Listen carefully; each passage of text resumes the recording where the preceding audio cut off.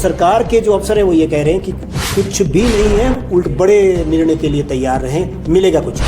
बिल्कुल, ये जो मुख्यमंत्री बोलते हैं, सुबह कुछ बोलते हैं, शाम को कुछ बोलते हैं, तो मेरा तो ये साफ आरोप है उन पर कि एक तो मुख्यमंत्री झूठ बोलते हैं, साफ झूठ बोलते हैं हमारे। और तीसरा विकल्प आप ढूंढें। तीसरा विकल्प हमारा 100% होगा। देने को पैसा नहीं है, 30,000 से सीधा 1,30,000 कर दिया। पिछली गवर्नमेंट ने भी रखे थे ये, उन्होंने सिर्फ 30,000 पर रखे थे ये, जो वाइस चेयरमैन वगैरह है। अब इन्होंने 1.5 लाख उनको तनख्वाह कर दी है, ऑन द रीडिंग टाइम जो भी है, और साथ में कैबिनेट रैंक भी कईयों को दे दिया है। नमस्कार, टाइम्स हिमाचल देख रहे हैं आप। केंद्रीय बजट आ चुका है। केंद्रीय बजट आने के बाद अब बारी है हिमाचल प्रदेश के जो वार्षिक बजट है उसके आने की। लेकिन केंद्रीय बजट और वार्षिक बजट जो हिमाचल प्रदेश का आना है, उसके बीच में इतना सारा कुछ घटनाक्रम हो चुका है कि जिससे पूरे हिमाचल प्रदेश की न केवल राजनीति में बल्कि कर्मचारी राजनीति में और पेंशनर्स की राजनीति में बवाल आ गया है। सरकार का उत्तरदायित्व, जिन वायदों पे सरकार बनी थी, उन वायदों को लेकर के भी प्रश्न चिन्ह खड़े हो गए हैं।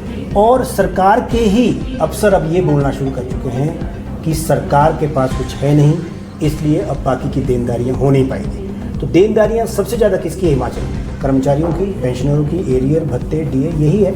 अब इन सारी बातों को लेकर के जो सारा मसला है ये क्या है और इसके क्या आगे परिणाम आने वाले हैं, क्या भविष्य में होने वाला है, इन सारी बातों के लिए और चर्चा के लिए आज टाइम्स हिमाचल के साथ एक बहुत अच्छे बुद्धिजीवी और कर्मचारी राजनीति के एक बहुत बड़ा नाम है और वर्तमान में पेंशनर्स में एक अच्छा खासा मुकाम रखते हैं और पेंशनर कल्याण संघ के वो जनरल सेक्रेटरी भी हैं। और जो पेंशनर कल्याण संघ की लेकर के जो कल्याण समिति, एक जो संयुक्त संघर्ष समिति बनी है, उसके additional general secretary Himachal Pradesh भी हैं। भूपराम वर्मा जी, आपका स्वागत है। आपका बहुत बहुत अभिनंदन और स्वागत आपके चैनल का। भूपराम जी, सरकार तो मुकर गई है कि ले दे के आप लोग काफ़ी संघर्षरत हैं, पिछले 2 सालों से तो है ही है, सड़कों पे भी है और कहीं ना कहीं कागज़ के पत्रे लेकर के आप, चिट्ठियां लेकर के आप, सेक्रेटरी से लेकर के, एसडीएम से लेकर, डीसी से लेकर के, विधानसभा से लेकर के हर जगह में आप खड़े हैं। लेकिन अब सरकार के मुखिया ने यानी सुखविंदर सिंह सुक्खू ने एक संयुक्त बैठक रख करके विधायकों की, उसमें मीडिया को भी बुलाया गया और बाकी लोगों को भी बता दिया हिमाचल प्रदेश के कि भाई ये हमारे वित्त सचिव कह रहे हैं, इनको सुन लो। तो वित्त सचिव ने तो आपको साफ साफ कह दिया है कि कुछ है नहीं हमारे पास, इसलिए ज़्यादा उम्मीदें ना करें। बिल्कुल आपकी बात सही है। जैसा आपने देखा है 2-3 दिनों से समाचार पत्रों के माध्यम से, और जो प्रेजेंटेशन दिवेश कुमार जी ने, फाइनेंस सेक्रेटरी ने दी है, उससे क्या हो गया कि पूरे हिमाचल प्रदेश का, चाहे वो कर्मचारी है, चाहे पेंशनर्स है, चाहे युवा है, चाहे किसान है, चाहे बागवान है, चाहे महिला वर्ग है, किसी भी क्षेत्र में जो चीज़ें उन्होंने रखी है सब सोचने पर उतारू हो गए हैं कि सरकार आने वाले जो 2 साल इनका रहा है किस तरीके से ये चलने वाली है, और सबको एक मतलब सोचने पर इन्होंने उतारू कर दिया है। जो प्रेजेंटेशन सामने आई है उसके हिसाब से लगता है कि सरकार का खजाना बिल्कुल खाली है, ट्रेजरी में ताले लगे हुए हैं। वैसे तो सबको पता ही था अंदरूनी, पर ये पहली बार इतिहास में हुआ है। हमारी भी 69 इयर्स की एज हो गई है और हमने भी परमार साहब से लेकर इतने चीफ मिनिस्टर आए, फाइनेंस सेक्रेटरी हमने देखे, हम भी सचिवालय में भी रहे और विभिन्न विभागों में हम कार्यरत रहे, पर ऐसी जो प्रेजेंटेशन है आज तक कभी ना हुई थी, ना सुनी है, ना आगे होगी। कभी वित्त सचिव सामने नहीं आए इस तरह बोलने। जी, वित्त सचिव साहब का इस तरीके की प्रेजेंटेशन करना, और चीफ मिनिस्टर साहब आगे बैठे हैं, मंत्री आगे बैठे हैं और उनको वो बता रहे हैं कि ऐसे ऐसे करो आप और ये स्थिति है। तो वर्मा जी, प्रदेश में तो एक तरह से चिंता का विषय बन गया ये कल के बाद। उन्होंने तो अब सोचिए, जब कर्मचारी जिसको तनख्वाह मिल रही है, पेंशनर जिसको पेंशन मिलनी है, वो परेशान है, तो जो बेरोजगार है, जो निजी क्षेत्रों में छोटी छोटी तनख्वाहों पर काम कर रहे हैं, 7-7, 10-10 हज़ार पर काम कर रहे हैं, उनका चिंतन तो समझा जा सकता है। और इस चिंता को बताने के लिए सरकार ने कॉफ़ी पर काजू बादाम सब कुछ चल रहा था वहाँ, और बाहर हिमाचल प्रदेश की एक बड़ी चिंता उन्होंने सामने रख दी। लेकिन आप ये बताएं कि वर्मा जी, आपका जो मांगे हैं, बेसिक मांगे क्या है फिर जो आप चाह रहे हैं अभी सरकार से? मैं सबसे पहले तो ये आपसे थोड़ा सा शुरुआत कर दें कि चाहिए तो ये था कि चैरिटी बिगेन्स एट होम, कि चाहिए तो फाइनेंस सेक्रेटरी को ये था कि वो शुरुआत, जो अगर वो कट लगाने की बात है, खजाना खाली की बात है, तो उनको ये चाहिए था शुरुआत में खुद से मुख्यमंत्री आदि पे करते, मंत्री करते, विधायक करते, और चीफ सेक्रेटरी जो 2.5-3 लाख ले रहे हैं गाड़ियां छोड़ देते और अपनी तनख्वाह को ऑफर करते। ये शुरू होना चाहिए था टॉप से। उन्होंने कहाँ से किया? जो स्कीमें थी, जैसे सहारा स्कीम है चली हुई, और आपका हिम केयर है जिसमें 5 लाख का कवर था, जो गरीब लोग हैं IRDP में हैं, उनको भी आप कट लगाने जा रहे हैं। और गरीब परिवार है, और राशन है, बिल्कुल बिल्कुल, और राशन की बात है। और जो पासेज बने थे HRTC की बसों के, महिलाओं के और जो स्कूल गोइंग बच्चों के, उन्होंने जो वहाँ फीस दे रखी है उसको भी आप कैसे रिम्बर्स करेंगे? मतलब ऐसे आपने मतलब वो चीज़ें दिखाई है कि जो बिल्कुल असहाय लोग हैं उन पर ये मतलब आपने कैंची चलाने की प्रपोजल तो दी है, पर कम से कम फाइनेंस सेक्रेटरी ने टारगेट जो नंबर 1 पे किए हैं वो पेंशन और कर्मचारी किए हैं, और किए भी किस मुद्दे पर है कि आपका DA फ्रीज होगा और एरियर फ्रीज होगा। मैं स्पष्ट करने देना चाहता हूँ कि कॉन्स्टिट्यूशन के मुताबिक ये जो हमारा राइट है, ये कोई खैरात नहीं हम ले रहे हैं, ये अर्जित हमारा धन है जो एरियर है और DA भी है। DA का प्रोविजन और एरियर का पे का ये रेगुलर बजट में होता है, ये RDG के साथ इसका कोई लिंक नहीं है। ये इन्होंने, क्योंकि हमारा एजिटेशन 2-3 साल से चला हुआ है और हमने एक बड़ी रैली अभी 28 नवंबर को धर्मशाला में की थी, जिसमें 10-12 हज़ार लोग शामिल हुए थे, और माननीय मुख्यमंत्री ने हमारे को ये कहा था कि अभी विधानसभा चली है, आप आइए और हम आपसे नेगोशिएशन करेंगे। और मुख्यमंत्री महोदय अभी आज तक भी 2 महीने हो गए हमारे को बुलाया नहीं है, और 4-5 जो चाटुकार लोग हैं हमारे एजिटेशन को गिराने के लिए और हमारे उसको फेल करने के लिए ये जो प्रेजेंटेशन कल की हुई है, ये हमारे पर ही अटैक है, पेंशनर्स और कर्मचारी। क्योंकि वर्मा जी, मैं आपको रोक रहा हूँ, आपका ही एक बड़ा ग्रुप ऐसा भी है जो बिलासपुर में अभी बड़ी रैली की, बड़ा एक कार्यक्रम किया जिसमें मुख्यमंत्री जी बुलाए गए, बाकायदा उनको माला पहना करके उनका स्वागत किया गया और उनका धन्यवाद भी किया गया कि आपकी तरफ से बहुत कुछ मिल रहा है, बहुत कुछ हो रहा है, बिल्कुल, हम बड़े आभारी हैं आपके। तो ये जो आप बट गए ना, इसका भी कुछ प्रभाव पड़ा? एक्चुअली इसी पे मैं आना चाहता था, वो बट नहीं गए हैं। एक्चुअली ये ग्रुप जो उसको लीड कर रहा है आत्माराम जी, वो कांग्रेस पार्टी के कर्मचारी प्रकोष्ठ के संयोजक रहे हैं, और जब ये कांग्रेस पार्टी में अपने सुखू जी जो आजकल प्रेजेंट में मुख्यमंत्री हैं, वो जो अध्यक्ष थे कांग्रेस पार्टी के, उस समय उनके साथ वो कार्यकर्ता भी है वहाँ और परमानेंट मेंबर है कांग्रेस के, तो वो पेंशनों के हित में कोई बात नहीं कर रहे थे। वो तो एक पीएन की तरह पीछे खड़े थे, और क्योंकि जो नेता होता है वो तो पैरेलल, हमारी तो गवर्नमेंट के साथ जब भी होती तो चीफ सेक्रेटरी आंसरेबल होता है या CM, इससे नीचे हम कोई ये नहीं कि पीठ के पीछे चीफ मिनिस्टर के हम खड़े हो जाएं।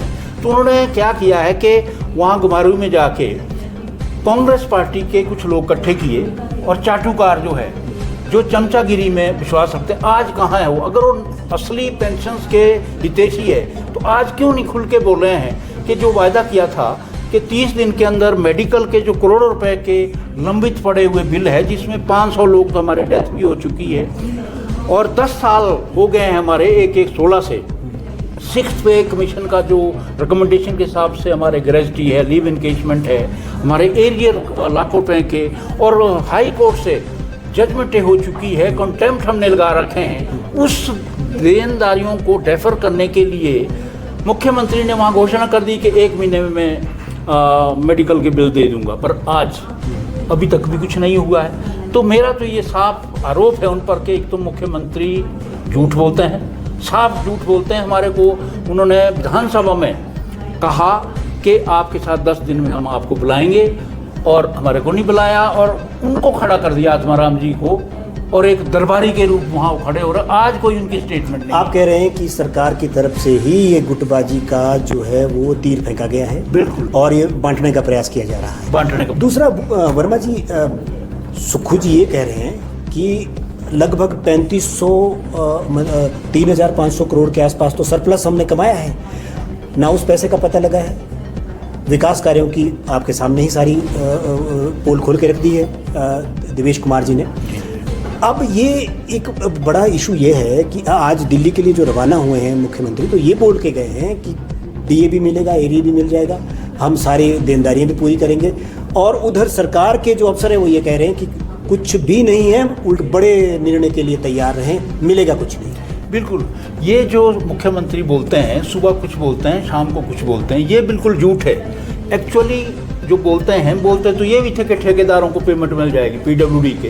वहाँ जब वो ठेकेदार जाते हैं ट्रेजरी में, बिल पास हुए हुए, पर वहाँ जब तक फाइनेंस डिपार्टमेंट से इंस्ट्रक्शन नहीं जाती है तब तक एक वहाँ ध्वनि भी नहीं है। तो ये चीज़ें सारी बिल्कुल अंदर से वाकई ही खजाना खाली है। तो फिर चेयरमैनों की एक फौज खड़ी हो गई है, और आने वाले समय में और कहा जा रहा है कि बोर्ड और निगमों में चेयरमैनों को भरना इसलिए है क्योंकि अभी 2 जिलों के अध्यक्ष नहीं बने इनके। कांग्रेस पार्टी ने 2 जिलों के अध्यक्षों के लिए जो बड़े बड़े लोग खड़े हुए हैं उनको कहाँ एडजस्ट करेंगे। वो कह रहे हैं कि हम इनको चेयरमैन बना देंगे, बोर्ड में बना देंगे। बिल्कुल, देने को पैसा नहीं है। 30,000 से सीधा 1,30,000 कर दिया। पिछली गवर्नमेंट ने भी रखे थे ये, उन्होंने सिर्फ 30,000 पर रखे थे ये जो वाइस चेयरमैन वगैरह है। अब इन्होंने 1.5 लाख उनको तनख्वाह कर दी है, ऑन द रीडिंग टाइम जो भी है, और साथ में कैबिनेट रैंक भी कईयों को दे दिया है, गाड़ियाँ दे दी। और आपके पास 6 OSD रखे हुए हैं। और हम पहले भी जाते थे मुख्यमंत्री के ऑफिस में, तो वहाँ लोगों का, प्रधानों का, MLAs का तांता लगा रहता है। आज ये स्थिति है कि वहाँ जो ऑफिस है चीफ मिनिस्टर महोदय का, वहाँ कोई ना जाता है, ना कुछ नहीं है, ना मिलने का उनके पास टाइम है। और ये जो करोड़ों रुपए के अनप्रोडक्टिव जो एक्सपेंडिचर कर रही है, जो चेयरमैनों के लगातार भर्तियां हैं, जो पॉलिटिकल अपॉइंटमेंट्स है, और अपने जो मित्र मंडली है इनके, जो इनके आसे पासे काम करते थे, उनको, चाहे वो पढ़े लिखे हैं या नहीं भी है, उनको आपने ऐसी अनलिमिटेड पावर्स उनको दे रखी है। काम उनका कुछ नहीं है। OSD है, चाहे चेयरमैन है, चाहे बाकी आप देख लो एडिशनल एडवोकेट जनरल की 35 सैंक्शन पोस्टें हैं, और आपने 90 से ऊपर अपॉइंटमेंट्स कर रहे हैं लगातार, और केस एक नहीं जीतते हैं। तो इतनी फौज करने की क्या जरूरत है। और साथ में मित्र मंडली को जो एडजस्ट किए हिमाचल के, पर एक हमारे कांग्रेस के पंजाब के जो अध्यक्ष है, उनका बेटा असिस्टेंट एडवोकेट जनरल यहाँ ला आया। क्या यहाँ वकील है ही नहीं कोई इंटेलिजेंट। और ऐसे कौन से केसेज है जहाँ आपको इतनी फौज रखने की जरूरत है। और हर मंत्रियों के इसमें आप देखेंगे कि जो उनका मतलब रेनोवेशन हुई है आने पिछले 2 सालों में, वो इतनी हुई कि 2-2 करोड़ 3-3 करोड़ उस पर खर्चा हुआ है। और गाड़ियाँ इनके प्रोटोकॉल में जो VIP घूम रही है पीछे, आपके जो IAS ऑफिसर है, और जो खास करके HOD है या एडमिनिस्ट्रेटिव सेक्रेटरी, जैसे एडमिनिस्ट्रेटिव मान लो है, तो उनके पास कई डिपार्टमेंटों के चार्ज। वर्मा जी, इसमें सरकार का ये बोलना है कि पिछली जो सरकार थी, जयराम ठाकुर की सरकार थी, 54,000 करोड़ रुपया उसमें RDG का मिला, लेकिन हमें तो केवल अभी तक 17,000 करोड़ रुपया मिला था, और अब बंद कर दिया गया है। तो अब हम कहाँ से करेंगे? हम तो RDG पर खड़े रहने वाले लोग हैं। RDG का जो मसला है, RDG का आप DA और पेंशन के लिए नहीं, उसका लिंक कुछ नहीं है इसके साथ। सरकार करती है ना। सरकार वो बेवकूफ़ बनाने के चक्कर में आम आदमी को मतलब ये गुमराह कर रहे हैं। आपको जिसको बजट, हमने तो बजट खुद बनाया है, हम तो फाइनेंस में रहे हैं, कि बजट का देखो, आपको पेंशन और DA की जो है ना, आपको बाकायदा जब अभी आप बजट में रखेंगे, बजट पेश करेंगे, उसमें आपको 6 महीने का प्रोविज़न रखना पड़ता है कि 2 किस्तें देंगे, 1 किस्त देंगे। वो तो कमिटेड लाइबिलिटी है, अदरवाइज तो फाइनेंशियल इमरजेंसी लगानी पड़ती है और स्टेप डाउन होना पड़ता है। अगर आप अपने तनख्वाह ही नहीं आप दे पाएंगे अपने कर्मचारियों को, तो वो सरकार तो रहने लायक नहीं है। और आप देखेंगे, मैं एक बड़ा खुलासा आपके माध्यम से करना चाहूँगा सभी दर्शकों के लिए, कि सरकार के पास अगर घाटा है तो एक नेशनल हेराल्ड न्यूज़पेपर है यहाँ हिमाचल में, कभी मेरे ख्याल जानकारी नहीं है कईयों को। तो मेरे को लगता है कि काफ़ी लोग जानते ही नहीं कि नेशनल हेराल्ड छपती कहाँ से अखबार। उसके लिए पिछले 2 सालों में 2 करोड़ 34 लाख रुपए information and public relation department से रिलीज़ किए गए और एडवर्टाइजमेंट दी गई। कौन उसको चला रहा है वो दिल्ली में है, जिसका बड़ा केस भी हाई कोर्ट में, सुप्रीम कोर्ट में चला हुआ है, और वो गांधी फैमिली उसके हेड है। तो आप देखेंगे कि ऐसी एडवर्टाइजमेंट तो 2 करोड़ की देने की क्या जरूरत है। तो मिसमैनेजमेंट है और डिसऑर्डर है, और मंत्री और एमएलए वहाँ दरबारी की तरह खड़े रहते हैं, और ये मुख्यमंत्री महोदय किसी की बात सुनते नहीं हैं। पर वर्मा जी, इसमें एक चीज़ आपको माननी होगी, आप अलग थलग और अकेले पड़ गए हैं, पेंशनर भी और लग रहा है कि कर्मचारी भी, क्योंकि विपक्ष जो है वो आपके साथ खड़ा नहीं दिख रहा है। विपक्ष इसमें कोई सकारात्मक भूमिका आपको लगता है कि सकारात्मक भूमिका है? अगर है तो इसके लिए एक आरडीजी को लेकर के जो आंदोलन हो रहा है, जो सरकार कह रही कि चलिए, अब वो आरडीजी को लेकर भी सरकार का विपक्ष का पक्ष नहीं है, विपक्ष चुप है, और आपके पेंशनर और डीए को लेकर के भी विपक्ष कुछ कह नहीं रहा है। तो आपको नहीं लगता कि दोनों मिले हुए हैं? ये बात भी कुछ हद तक ठीक है।